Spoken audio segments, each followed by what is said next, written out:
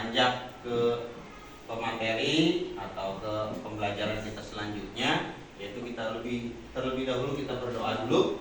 Mudah-mudahan dengan kita berdoa Allah Subhanahu wa taala memberikan kemudahan pemahaman dalam menuntut ilmu. Subhanahu wa taala. Pada ketua kelasnya mohon dipimpin doanya. Berdoa dimulai.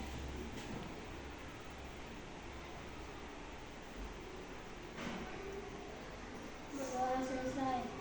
Ucapkan salam. Assalamualaikum warahmatullahi wabarakatuh. Waalaikumsalam warahmatullahi wabarakatuh. Untuk menambah nasionalisme kita sebagai siswa-siswi yang berkarakter, apalagi kita tinggal di Indonesia. Marilah kita menyanyikan lagu wajib nasional terlebih dahulu sebelum ke materi yang akan kita bahas pada hari ini. Pada siswa-siswi semuanya harap berdiri.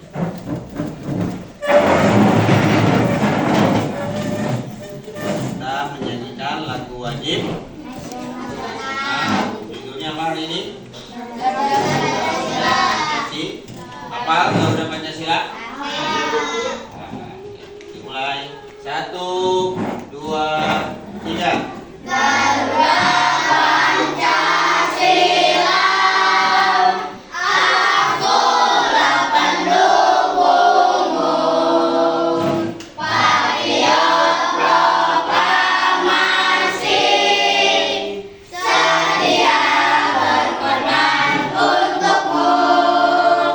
Pancasila dasar negara, rakyat adil makmur sentosa, pribadi bangsaku. Ayo maju, maju, ayo maju, maju, ayo maju, maju. Ya, silakan duduk kembali. Mudah-mudahan kita menyanyikan Garuda Pancasila, nasionalisme kita kepada negara kita semakin bertambah. Ya. Oh iya, kemarin kita sudah belajar tentang apa? Ilmu tajwid. Ada yang masih ingat ilmu tajwid apa yang kita pelajari? Masih. Salsa apa hukum tajwidnya yang kemarin kita pelajari dalam surat Al-Maun? Surat apa hukum tajwidnya?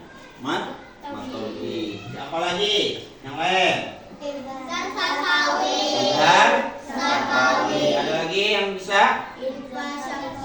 Izhar hakiki. Ya. Idgham bila guna. Ya, masih ingat berarti ya? Berarti kalian semua belajar di rumah. Nah, materi kita pada hari ini yaitu gaya hidup berkelanjutan atau biasa kita atau profil pelajar Pancasila dan profil pelajar rahmatan lil alamin. Tapi yang akan kita bahas pada hari ini adalah gaya hidup berkelanjutan. Agar apa?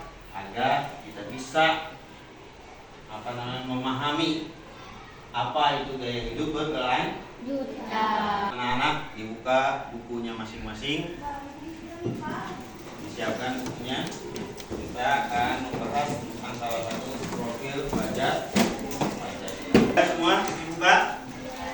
Nah, profil pelajar Pancasila berperan sebagai referensi utama yang mengarahkan kebijakan-kebijakan pendidikan, termasuk menjadi acuan untuk para pendidik dalam membangun karakter, ya, serta kompetensi peserta didik. Dimensi-dimensi tersebut menunjukkan bahwa profil pelajar Pancasila tidak hanya fokus pada kemampuan kognitif, tetapi juga sikap dan perilaku sesuai jati diri sebagai bangsa Indonesia sekaligus warga dunia.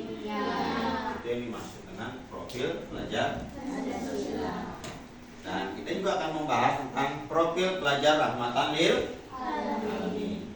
Proyek atau penguatan profil pelajar rahmatan lil alamin dirancang terpisah dari intrakurikuler. Tema-tema utama proyek penguatan profil pelajar rahmatan lil alamin yang dapat dipilih dari nilai-nilai moderasi beragama oleh satuan pendidikan sebagai berikut: berkeadaan, ta'adud atau keteladanan, kewarganegaraan dan kebangsaan. Sudah paham tentang profil pelajar Pancasila? Sudah. Belum kita lanjut meluncur ke materi selanjutnya, kita nyanyi dulu tentang profil pelajar Pancasila. 1, 2, 3. Pelajar Pancasila beriman dan bertakwa pada Tuhan Yang Esa dan berakhlak mulia, berkebinekaan global, gotong royong mandiri, kreatif dan bernalar kritis. Pinter semuanya anak-anak. Profil pelajar Pancasila. Sebelum nanti ada yang akan menyampaikan pemateri tentang gaya hidup berkelanjutan sesuai dengan proyek yang akan kita buat nanti. Sebelum itu kita saksikan dulu apa sih yang harus kita lakukan setelah kalian menyaksikan tayangan berikut.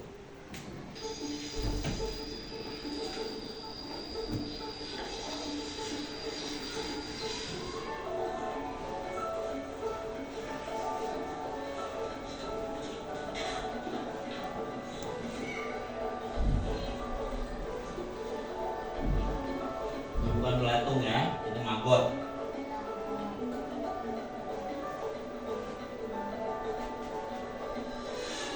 Setelah kita menyaksikan video tadi, apa yang ada di benak kalian? Tugas siapakah itu? Tugas kita. 20,93 ton per tahun sampah kita. Kalau setiap tahunnya begitu terus, tidak dikelola dengan baik, apa yang akan terjadi?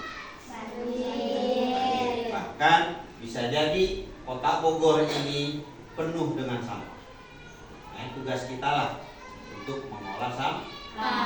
Bapak juga sudah bekerja sama dengan guru yang ahli dalam bidangnya untuk menyampaikan materi tentang gaya hidup berkelanjutan yang akan kita praktekkan pada hari ini. Ya, nanti akan Bapak panggil dan nanti pemateri itulah yang akan menyampaikan. Jadi Bapak minta tolong perhatikan dengan sesama, dengan cermat agar nanti yang akan kita buat atau kreasi yang akan kita buat jadi bagus dan rapi. Ya, mungkin itu saja, nanti akan Bapak panggilkan pemateri selanjutnya. Halo, selamat siang anak-anak. Di sini Ibu akan menjelaskan sedikit tentang sampah yang tadi kalian sudah tonton videonya ya. Nah, di Indonesia ini sudah banyak sekali sampah. Nah, ulah siapa? Ulah kita. Karena ulah kita, kita juga yang harus memberantas Wah. Nah, sampah terdiri menjadi dua. Yang pertama, sampah organik dan sampah non-organik. Nah, sampah organik itu berasal dari mana? Dari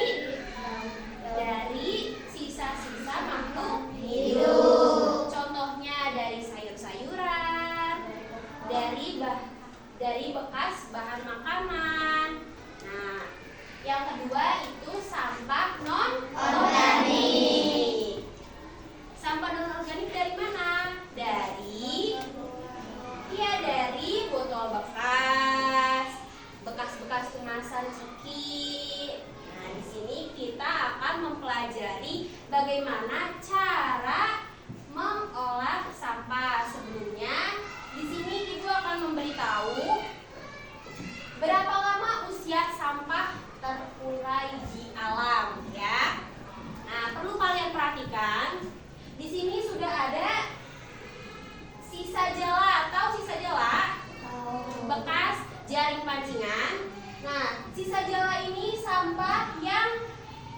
diuraikan sekitar 600 tahun, ya. Dan yang kedua itu botol kaca. Nah, botol kaca ini adalah salah satu sampah yang tidak bisa diuraikan. Yang ketiga itu ada botol plastik.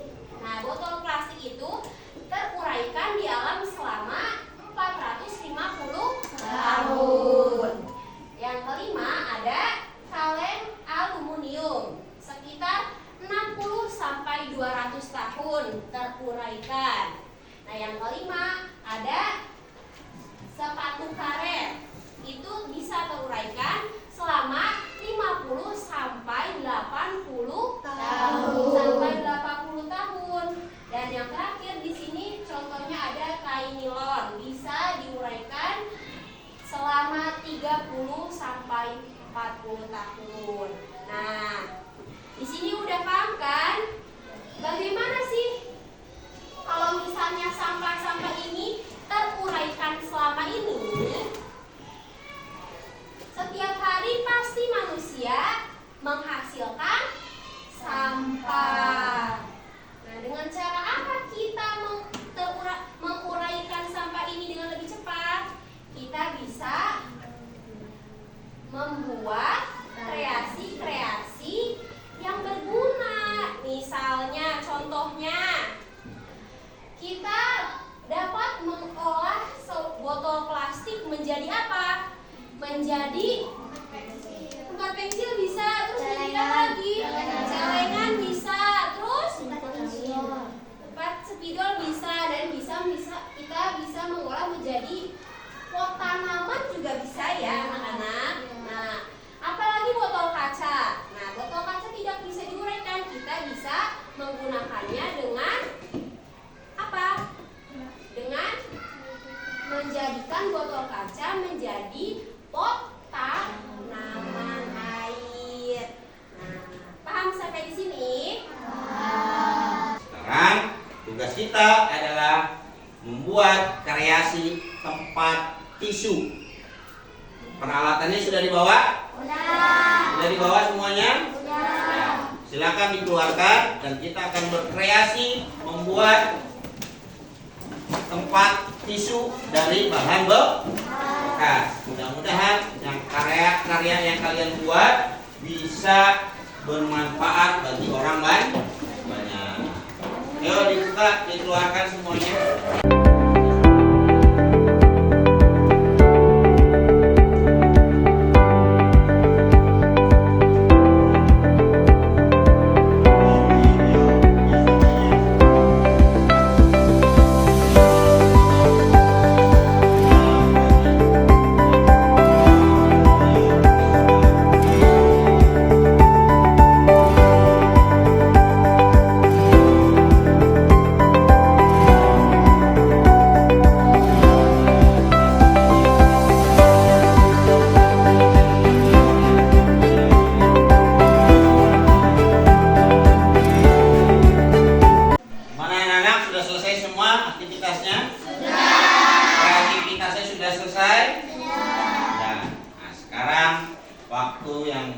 Kita tunggu-tunggu, yaitu akan mempresentasikan hasil karya yang kalian buat dari sampah. Ya, nanti satu kelompok akan maju ke depan mempresentasikan bahan apa saja atau sampah apa saja yang digunakan untuk membuat kreasi untuk pada hari ini. Ya. Jadi nanti Bapak minta kelompok 1 silakan maju ke depan dan menyampaikan hasil karyanya. Silakan. Assalamualaikum warahmatullahi wabarakatuh. Waalaikumsalam warahmatullahi wabarakatuh. Kami akan mempresentasikan hasil karya dari kelompok kami. Bahan yang kami gunakan adalah sedotan bekas, kardus bekas, dan lem dan gunting.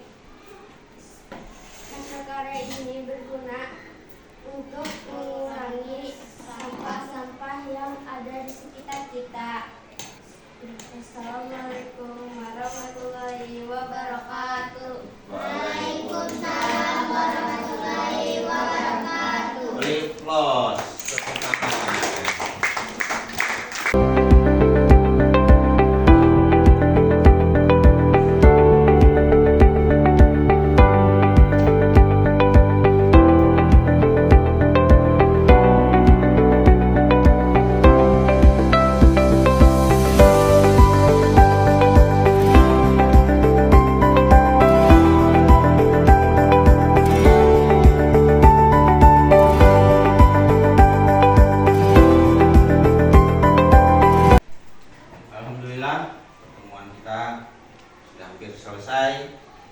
kegiatan kita membuat karya-karya dari barang-barang bekas telah selesai dan Bapak sudah menyaksikan dan sudah melihat hasil karya kalian semua cukup baik, cukup bagus.